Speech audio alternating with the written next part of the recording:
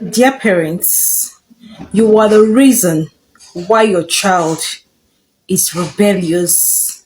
You are the reason why that child has refused to be obedient. You are the reason why that child wants to run away from home. You'll be like, I've given them all the care and love and attention I know, yet this child is hell bent on doing what he wants to do. This child wants to kill me. This child is no good and all of this stuff. Dear parents, can you just listen to me for 1 minute? You are the reason why that child is rebellious.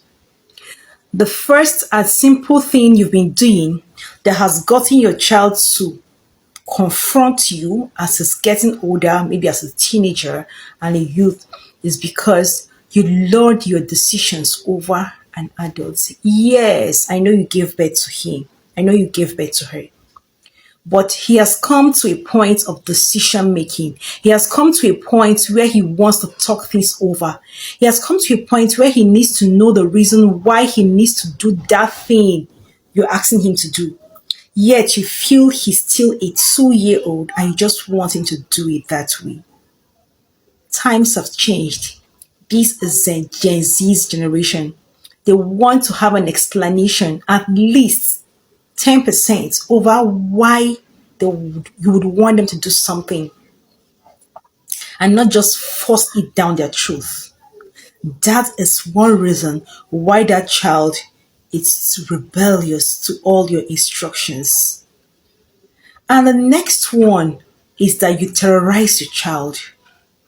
You would wonder, how do I do that to my child? How can I terrorize my own child? Yes, you are. Yes, you're doing that. You're coming into the house and it seems as if the lion has landed. The lion of the tribe of his house has landed. And everybody ducked to safety. Is that not terror? If you are a terrorist, you will raise rebels. If you're a terrorist, you will raise people that would always oppose your leadership. Terrorism is not always what you hear in the news. You can be a terror as a parent. You can be a terror in your own house. You can be a terror to your children. Your children can't even breathe. They can't even walk past you. They can't even discuss simple matters with you. Their deepest of secrets are with other people and not you as their parents. Meanwhile, you are her first or his first point of contact. So what do you expect that child to do? Stop terrorizing your children. Stop lording your decisions over an adult. I get the fact that you gave birth to her. I get the fact that you have nurtured this child. But at a certain age of this child's life, can you bring matters to the table and discuss it? Please. Bring matters to the table and let it be discussed. There is no reason whatsoever for you to breathe down a child's neck with decisions you feel that are okay for you. I don't even want to hear the child's opinion. It's wrong. An example of bad parenting is what we see in David. David children strained his old age.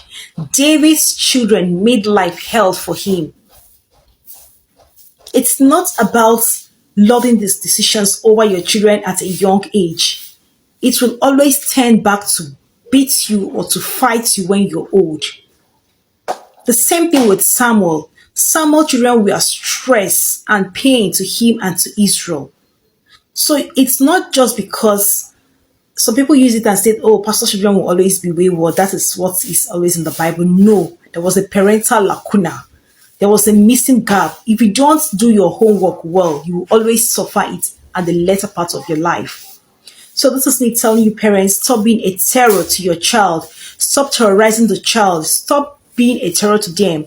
Yes, I know that most your child, you're being your child's friend can come about disrespect or something, but you should know your boundaries and limit towards that, right? Your child is your child, and you should nurture these gifts like that is the best thing you have. You will give account on the last day. So what would you want to tell God?